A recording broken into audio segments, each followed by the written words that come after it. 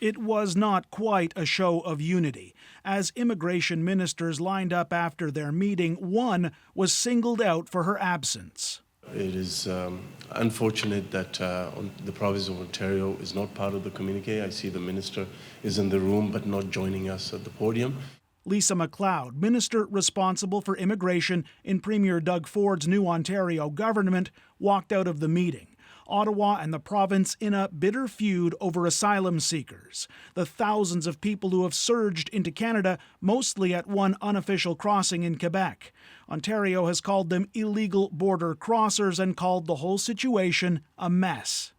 Ontario, sadly, has chosen the language of fear and division. Today, an angry federal response. It's divisive, it's fear-mongering, and it is not Canadian. What I saw here today was an attempt to him calling me un-Canadian, which I take great offense to, and I do hope he will apologize and reconsider his language. I also won't be bullied. The new PC government in Ontario has quickly established itself as a foil to Justin Trudeau's federal Liberals. Ontario blames Ottawa for the influx of asylum seekers and the demand they've placed on housing and social services.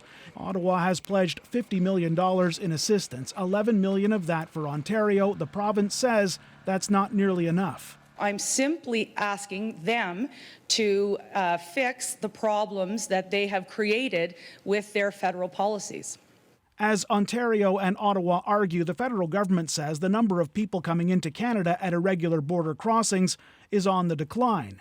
Just over 1,200 people sought asylum in June, about half as many as in April. But even as the numbers drop, relations between the federal and Ontario governments appear to be sinking. Tom Perry, CBC News, Ottawa. So as Tom mentioned, last month saw the lowest number of so-called irregular border crossers entering Canada in about a year, more than a 50% decrease from the more than 2,500 who were intercepted in April.